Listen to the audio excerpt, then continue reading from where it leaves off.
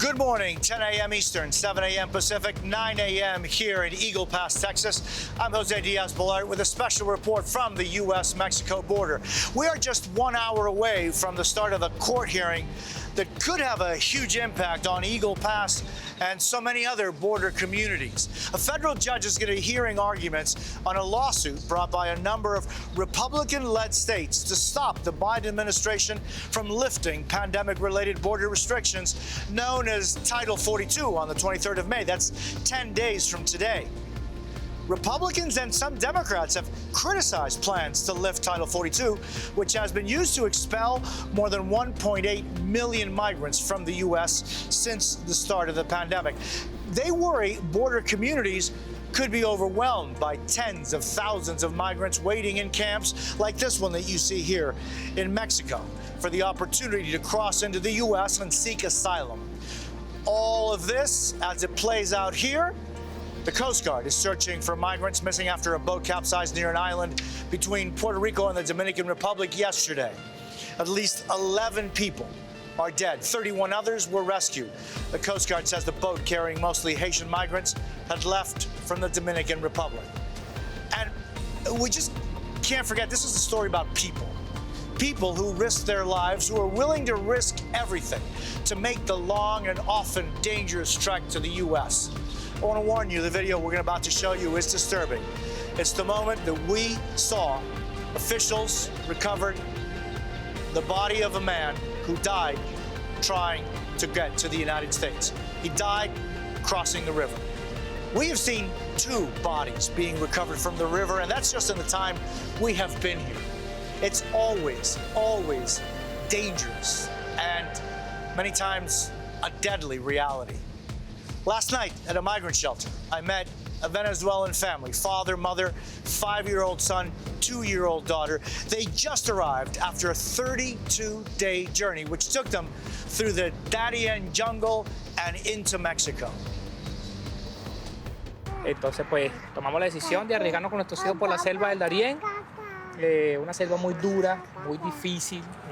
Hoy por hoy, después de mi experiencia con mis hijos, que me dolió bastante, a pesar de que yo fui el que tomé la decisión de pasarlo por acá. Entiendo a las personas que dicen, no pasen por acá, no pasen por acá. Antes pensaba que era algo de pronto de envidia o de pronto ese egoísmo, que la gente no quisiera que uno pasara. Pero ya yo teniendo la vivencia de esas personas muertas que habían, de esas tumbas que hay de barro, porque hay tumbas de barro, de ver cuerpos en descomposición, entonces ya puedo entender realmente por qué las personas dicen no. We're at a 200+% uptick from where we were this time last year. You're up more than 200% from last year? Yes, sir. In this area? In this area, in the lower keys. On a boat with a little protection from the elements, you're going to have heat-induced stressors, heat stroke, on boats that have the petroleum, the diesel-type boats. A lot of times, people are sitting in with exposed skin to fuel and petroleum products, so we see chemical burns all the time. The lack of nutrition, the lack of just basic food and water. How does it make you feel when you do that? When you're able to get people that have been 5, 6, 7 days out at sea in really difficult circumstances? I'm sympathetic to the cause. I understand to a degree the magnitude of their destitution, if that's the right word. You know, economic struggles, there's zero infrastructure, all that stuff, I get it. I understand it.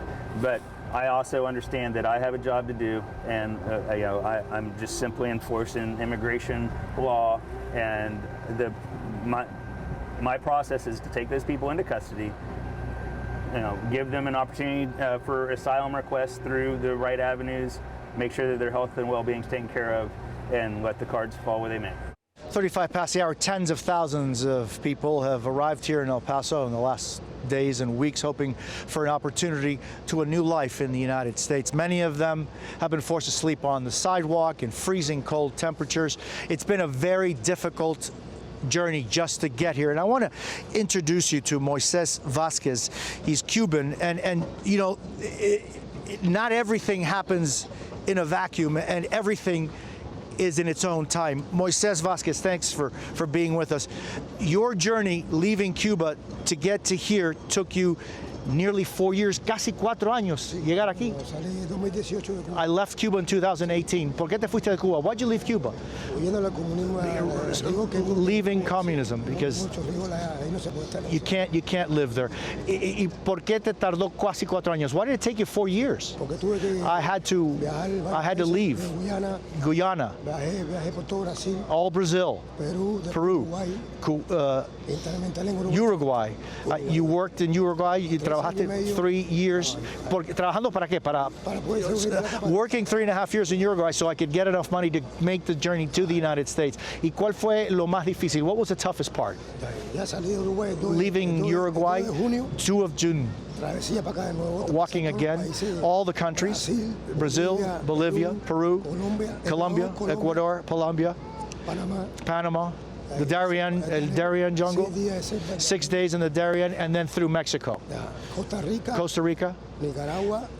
Lo más difícil, the toughest part of that, lo más difícil de esta travesía fue lo último. Sí, fue en México. Mexico was the most difficult. ¿En qué sentido? How? En el sentido de que ahí, en el sentido que todo te Everybody, lo quitan todo. they take everything from you. They take everything from you. ¿Cuáles son tus sueños? What are your dreams, Moisés? Por lo menos tener una vida tranquila. I want to have a tranquil life Familia al lado. and bring my family. Viniste solo, you came by yourself. ¿Qué piensas hacer? What are your next steps? ¿Cuáles son tus próximos pasos? Bueno, trabajar en lo que sea aquí Work in anything and y everything. instalarme tranquilo And have- a mis hijos y a mi mujer, mi esposa, ¿me entiendes?